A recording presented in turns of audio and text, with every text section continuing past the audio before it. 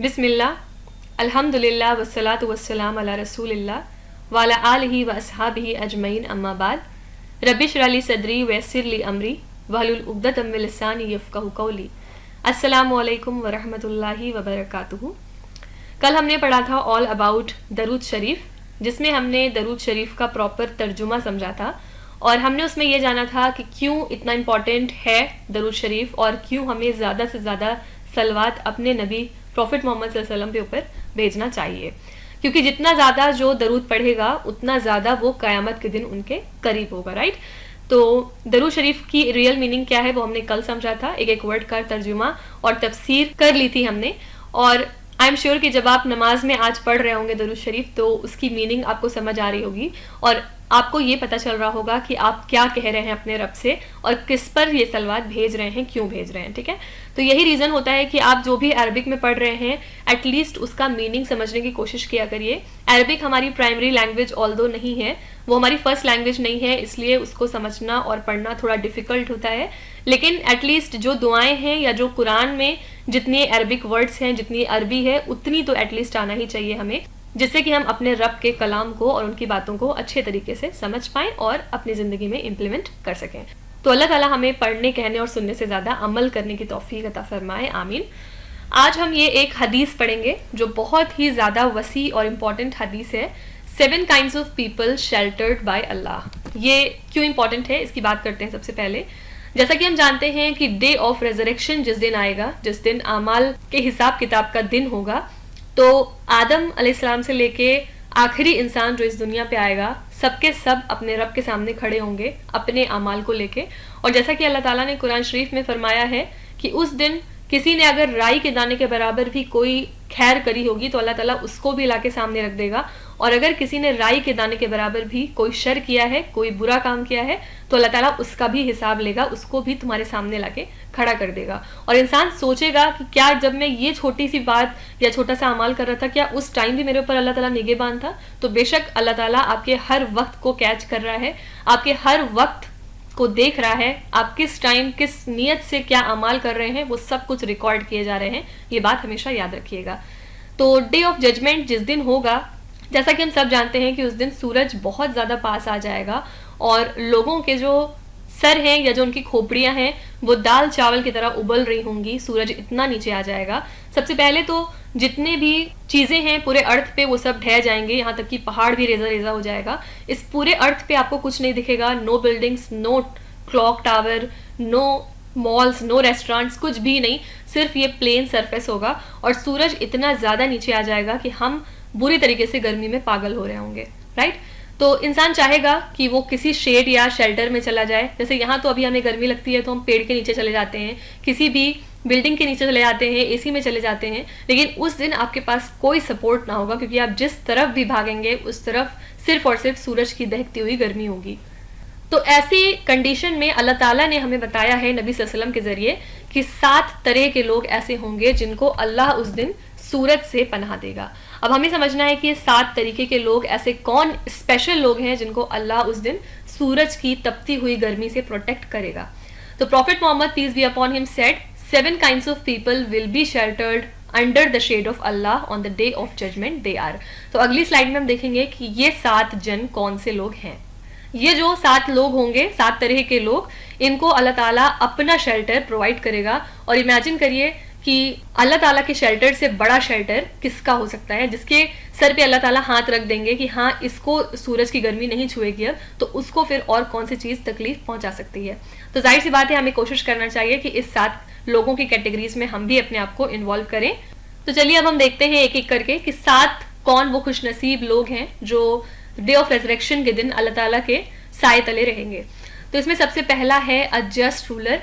मतलब इसका क्या हो गया कि जो जितनी इम्पॉर्टेंट अथॉरिटी पे बैठेगा उसको रिस्पॉन्सिबिलिटी भी उतनी इम्पॉर्टेंट दी जाएगी। राइट। तो जो जितने ऊपर पोजीशन पे है उससे पूछ भी उतनी ज़्यादा है। फॉर एग्जाम्पल जैसे कि हमारे जो माशरे में उलमा रहते हैं उनकी पूछ हमसे ज़्यादा है, क्योंकि अगर उन्होंने कुछ पढ़ा और इम्प्लीमेंट नहीं किया अपनी ज़िंदगी में तो अल्लाह ताला उनसे ज़्यादा पूछेगा। एक नॉर्मल इंसान के पास वो बाद में आएगा। ठीक है। तो इसी तरह हज़रत उमर जो थे, हज़रत उमर बिन खत्ताब, जब वो खलीफा बनते हैं तो वो अपने यहाँ की पब्लिक में एक नॉर्मल इंसान का भेष धारण करके जाते हैं, जिससे कि वो ये जान सकें कि जो उनके यहाँ की पब्लिक है, जो उनके यहाँ के लोग हैं, वो क्या सोचते हैं यहाँ के खलीफा के बारे में। कहीं ऐसा तो नहीं कि उमर बिन खत्ताब अच्छा खा रहे हैं लेकिन उनकी पब्लिक जो है वो अच्छा नहीं खा रही है, और फिर क़यामत के दिन जाके उनसे ये पूछ हो जाए। तो ये जो है तकवे के ऊपर टोटली डिपेंड करता है, क्योंकि जो रूलर है या जो किसी ऊपर वाली पोजीशन पे है उसको नीचे वाले नहीं पूछ सकते, या नीचे वाले उससे कुछ नहीं कह सकते, लेकिन उसको डरना अल्लाह ताला से है। उसको याद रहना चाहिए कि उसके ऊपर भी एक रूलर है जिसने उसको ये अथॉरिटी या पोजीशन दी है, तो किसी पर्पज से दी है। अगर उसने पर्पज नहीं फुलफिल किया तो फिर क़यामत के दिन उसकी पूछ हो जाएगी, राइट। तो इसीलिए कहा गया है अ जस्ट रूलर। और इसमें जो है नो मैटर कि आपके रिलेटिव्स हैं या नॉन रिलेटिव्स हैं, मुस्लिम्स हैं या नॉन मुस्लिम्स हैं, एनमी है या फ्रेंड है। मतलब इसका क्या करने का मतलब है, फॉर एग्जाम्पल कोई आपके पास ऐसा मामला आता है जिसमें 2 लोग इन्वॉल्व हैं, एक आपके रिलेटिव हैं और दूसरे आपके नॉन रिलेटिव हैं, मतलब उनसे आपका कोई ताल्लुक नहीं है। अब आपके पास जो मसला आया है उसमें आपको साफ साफ पता है कि जो आपके रिलेटिव हैं वो ही गलत हैं और जो नॉन रिलेटिव पर्सन है वो सही है। तो अब यहाँ पर अब आपका टेस्ट होगा या आपके तकवे का टेस्ट होगा कि आप किसके फेवर में डिसीजन लेते हैं। अगर आपने अनजस्ट होके अपने रिलेटिव के हक में फैसला कर दिया तो फिर याद रखिएगा क़यामत के दिन आपको इसका जवाब देना होगा। यहाँ पे हक यही है कि जो सही है आपको उसका साइड लेना है, नो मैटर कि आपके कितने इससे रिश्ते बिगड़ रहे हैं या आप कितने मुश्किल में पड़ रहे हैं। फिर ये सब मामला अल्लाह ताला के साथ है, अल्लाह ताला के ऊपर भरोसा करना चाहिए ऐसे मामले में, ठीक है। तो नो मैटर आप किस कंडीशन में, ऐसा नहीं कि सिर्फ ये रूलर की यहाँ पे बात हो रही है, हमारी डेली आम जिंदगी में भी अगर आपको घर में भी अपने फील होता है कि कोई किसी के ऊपर जुल्म कर रहा है तो आपका फर्ज है एक बार बोलना, ठीक है। नबी सल्लल्लाहु अलैहि वसल्लम ने कहा है कि अगर कहीं पे भी गलत होता देखो तो उसे रोको हाथ से। अगर हाथ से नहीं रोक सकते हो तो फिर मुंह से तो एटलीस्ट उसको बुरा कहो ही। और ईमान की सबसे कमजोर हालत यह है कि उसको तुम अगर हाथ से भी नहीं रोक सकते हो तो दिल में तो एटलीस्ट उसको बुरा कहो ही, ठीक है। तो याद रखिएगा फर्स्ट कैटेगरी है अ जस्ट रूलर। जैसे उमर बिन खत्ताब का रवैया था, जैसी उनकी पर्सनालिटी थी, उस जैसा बनने की हमें इंशाल्लाह कोशिश करनी चाहिए। सेकेंड वाला जो है, इसमें आप डेफिनेटली फिट बैठ सकते हैं, a youth who grew up with the worship of Allah. ये बहुत ही ज्यादा इंपॉर्टेंट है। एक बहुत ग्रेट स्कॉलर हैं इमाम अयूब अस सख्तियानी, उन्होंने ये बताया था एक बार कि यूथ की जो सक्सेस है वो इसमें है कि अल्लाह ताला उसको गाइड करे और उसको सुनना सिखाए। ये उसके लिए बहुत बड़ी एक कामयाबी है, ठीक है। और इसके अलावा नबी सल्लल्लाहु अलैहि वसल्लम की एक और हदीस आती है जिसमें इन्होंने ये कहा था कि 5 चीज़ों का फ़ायदा ले लो इससे पहले कि तुम्हारी 5 चीज़ें चली जाएं। ये कौन कौन सी चीज़ें हैं?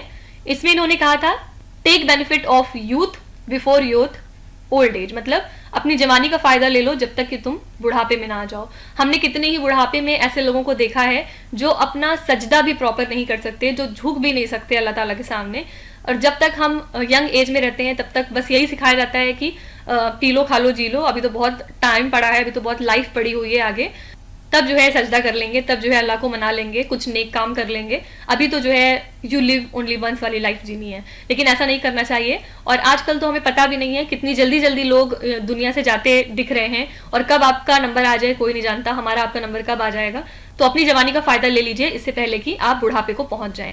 सेकेंड है इसमें योर हेल्थ, मतलब आप अपनी सेहत का फायदा उठा लीजिए इसके पहले कि आपकी सिकनेस आ जाए, ठीक है। बहुत सारे लोग ऐसे हैं जो किसी न किसी बीमारी से मुलविस हैं और उस बीमारी में वो इस कदर पड़ चुके हैं कि वो बेड पे ही चले गए हैं और वहां से वो उठ भी नहीं सकते नमाज के लिए। तो जब तक आपकी हेल्थ आपका साथ दे रही है, कोशिश करिए हर लम्हे को आप अपने किताब में लिखवा लीजिए और अपने लिए कुछ नेक अमाल उसमें दर्ज करा लीजिए, ठीक है। फिर थर्ड, नबी सल्लल्लाहु अलैहि वसल्लम ने कहा था कि फायदा उठा लो अपनी वेल्थ का, मतलब अपनी प्रॉपर्टी का, बिफोर योर पावर्टी, इससे पहले कि तुमसे वो जो वेल्थ है तुम्हारे पास उसको छीन लिया जाए। यहाँ पे मतलब किस चीज़ से है कि अगर आपको अल्लाह ताला ने रिस्क दिया है, पैसा दिया है, तो कोशिश करिए उसको आप ज़कात करिए, सदका करिए और लोगों को दीजिए इससे पहले कि अल्लाह ताला आपसे वो सारी दौलत छीन ले। फिर इसके बाद फोर्थ है जिसको लोग बहुत ही फालतू समझते हैं, फ्री टाइम। फ्री टाइम को हम कभी भी रिस्क नहीं समझते अल्लाह ताला की तरफ से, लेकिन जो लोग बिजी हैं उनसे पूछिए कि फ्री टाइम कितना इंपॉर्टेंट होता है। तो नबी सल्लल्लाहु अलैहि वसल्लम ने कहा कि फ्री टाइम का फायदा ले लो इससे पहले कि तुम ऑक्यूपाइड हो जाओ, ठीक है। तो जब भी कभी आपके पास फ्री टाइम है, कोशिश करिए दिन भर में एटलीस्ट 24 घंटे अगर अल्लाह ताला आपको दे रहे हैं तो उसमें से 1-2 घंटे अल्लाह ताला के लिए वक्फ करिए। नमाजें पढ़ने के बाद भी आपको आधे 1 घंटे कोशिश करनी चाहिए कि अपने दीन को सीखें और कुरान के साथ जितना अच्छा ताल्लुक हो सके बनाने की कोशिश करें, बाकी अल्लाह ताला फिर उसमें बरकत डालते हैं। और फिर 5वां है take the benefit of your life before your death. Life का फ़ायदा ले लीजिए इससे पहले कि आपकी मौत आ जाए। और फिर इंसान किस किस तरह के रिग्रेट करेगा उस दिन, उसके बारे में भी कुरान शरीफ में अल्लाह ताला ने हमें बता दिया है। उस दिन इंसान कहेगा ऐ काश मैं मिट्टी होता, ऐ काश मैं इनकी बात मान लेता। इस तरह के रिग्रेट्स बहुत सारे हैं और किसी दिन मैं आपको सिर्फ रिग्रेट्स वाली सीरीज यहाँ पे करा दूंगी, जिसमें हम लोग पढ़ेंगे कि कुरान शरीफ में किस किस तरह के रिग्रेट्स मौजूद हैं, जो कि अल्लाह ताला ने पहले ही हमें बता दिए कि उस दिन इंसान इस तरह की बातें करेगा। तो ये जो है 5 चीज़ें हैं जिसमें नबी सल्लल्लाहु अलैहि वसल्लम ने बताया कि इन सब चीज़ों का फ़ायदा उठा लीजिए इससे पहले कि इधर वाली चीज़ें आ जाएँ। तो इसमें आप ज़रूर शामिल हो सकते हैं कि अपनी यंग एज जो है वो अल्लाह ताला की वर्शिप में और उसकी इबादत में, उसके अहकामों को मानने में गुजारें, जिससे कि आप हशर वाले दिन अल्लाह ताला के साए में आ सकें। फिर थर्ड है a man whose heart is attached to the mosque. देखिए, आदमियों के लिए सुन्नत होती है मॉस्क में जाके अपनी नमाजें अदा करने का, और जो रिवॉर्ड है उसका वो भी काफ़ी गुना बढ़ जाता है। और वो इंसान जो मस्जिद जाता है नमाज पढ़ने, ना सिर्फ वो अल्लाह ताला के अर्श के साए तले रहेगा, बल्कि अल्लाह ताला जो है वो एक सिन उसका कम कर देते हैं जब वो मस्जिद जाता है, और उसके एक दर्जात को बुलंद कर देते हैं। ठीक है, तो हमारे यहाँ मस्जिदों का बहुत इंपॉर्टेंट रोल है, इनका एहतमाम करना चाहिए। थर्ड इंसान वो हो गया जिसको हर टाइम ये फिक्र लगी है कि असर पढ़ के आया तो मगरिब में अब मुझे मस्जिद जाना है, मगरिब पढ़ के निकल रहा है तो उसको ईशा की फिक्र होने लगी मस्जिद जाने की, तो वो इंसान थर्ड हो गया। फोर्थ है 2 persons who love one another for the sake of Allah and meet and part on that basis। इसका क्या कहने का मतलब है कि 2 इंसान ऐसे जो एक दूसरे से मोहब्बत भी इसीलिए करते हैं कि अल्लाह को राजी कर सकें, और अलग भी इसलिए होते हैं कि अल्लाह की रजा में ही हम राजी रहें। यहाँ पे ये कहने का मतलब है कि फॉर एग्जाम्पल अगर 2 फैमिलीज में रिलेशन बन रहा है, कोई शादी हो रही है, तो वो इसलिए हो रहा है ताकि हम अल्लाह को राजी कर सकें, अल्लाह ताला ने हुक्म दिया है शादी करने का। और अगर इन केस अलग हो रहे हैं तो उसमें भी हमारी नीयत सिर्फ यही होनी चाहिए कि हम अल्लाह ताला को राजी कर रहे हैं। देखिए, मैंने आपको पहले भी बताया हुआ है कि हर काम में आप अपनी नीयत को खालिज कर लीजिए कि आप जो भी काम कर रहे हैं वो सिर्फ अल्लाह ताला की रजा के लिए कर रहे हैं, तो उससे जो है आपके जो सवाब का अजर है वो बढ़ता चला जाएगा। 5 है अ मैन हुम a beautiful and high ranking woman seduces for illicit relation but he rejects this offer and says I fear Allah। यहाँ पे कह रहे हैं कि एक ऐसा इंसान जिसको बहुत सारी अपॉर्चुनिटीज़ हैं गलत काम करने की, बट स्टिल उसके अंदर अल्लाह का तकवा है और वो सिर्फ इसलिए उस तरफ नहीं जाता कि मुझे अल्लाह का खौफ है। तो ये हो गए 5वें लोग। 6 है a person who gives a charity and conceals it to such an extent that his left hand does not know what his right hand has given.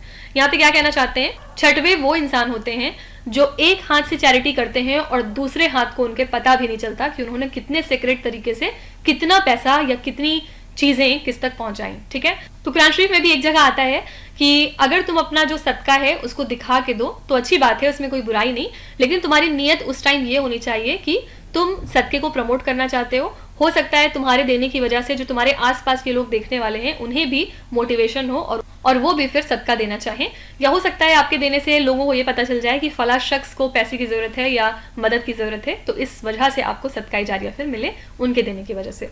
लेकिन वापस कुरान शरीफ पे आते हैं, अगर तुम अपने सदके को खुले तौर पे दो तो अच्छा है, लेकिन फिर आगे अल्लाह ताला कहते हैं कि अगर तुम उसको छुपा लो और उसको फिर पहुंचाओ जरूरतमंदों को तो तुम्हारे लिए कई गुना अच्छा है। मतलब हमारे इस्लाम में जाहिर तौर पे भी सदका देना चाहिए, और अगर तुम छुप के उसको दे रहे हो तो उसको ज्यादा प्रमोट किया गया, जिससे कि जिस इंसान को आप सदका दे रहे हैं उसकी भी जो इज्जत नफ्स है वो हर्ट ना हो और आपके अंदर भी किसी तरह का कोई तकब्बुर ना आए।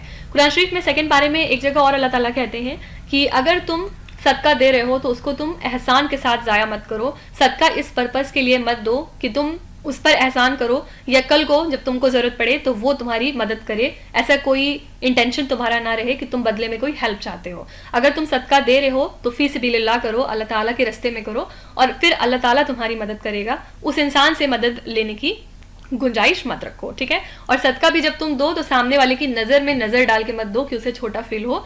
सदका तुम दे रहे हो तो तुम कोई एहसान नहीं कर रहे हो, क्योंकि हमने ऑलरेडी सूरह बकरा में पढ़ा है जब हम शुरू की 5 आयतें पढ़ रहे थे कि अल्लाह ताला कहते हैं वमिम्मा रज़क़नाहुम युनफ़िक़ून, जो कुछ हमने तुमको दिया है उसमें से खर्च करो, ये नहीं कि जो तुमने कमाया है उसमें से खर्च करो। ये ऑलरेडी अल्लाह ताला का दिया हुआ है तो तुम इसको अल्लाह ताला के रास्ते में ही लगाओ। ठीक है, तो चैरिटी भी हमें करना चाहिए एज मच एज पॉसिबल, और जितना भी आप कमाते हैं डेली बेसिस पे आप अपना टारगेट बना सकते हैं कि आप 5 रुपए से 10 रुपए या जितनी भी आप कर सकते हैं आप चैरिटी करें डेली बेसिस पे, और फिर मंथ के एंड में या 6 महीने के एंड में जितना भी आपके पास पैसा इकट्ठा हो गया आप उसको किसी अच्छे पर्पस के लिए यूज कर सकते हैं।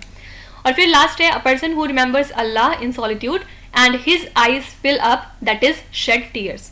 यहाँ पे मतलब है कि एक ऐसा इंसान जिसने अल्लाह को याद किया तन्हाई में, अकेले में, और फिर उसकी आंखें भर आईं अपने गुनाहों को याद करके या अपने रब को याद करके या उसकी नेमतों को याद करके, तो ऐसा इंसान भी डे ऑफ रेजरेक्शन के दिन अल्लाह ताला के अर्श के साए तले रहेगा। ठीक है, तो ये 7 कैटेगरीज हो गई हैं जो कि उस दिन, जिस दिन कोई साया ना होगा, अल्लाह ताला उसको अपने साए में रख लेंगे।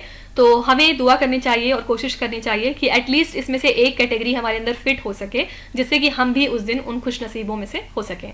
तो अल्लाह ताला हमें कहने सुनने से ज़्यादा अमल करने की तौफीक अता फरमाए। विद दिस नोट, जज़ाकल्लाह खैर। अस्सलामु अलैकुम व रहमतुल्लाहि व बरकातुहू।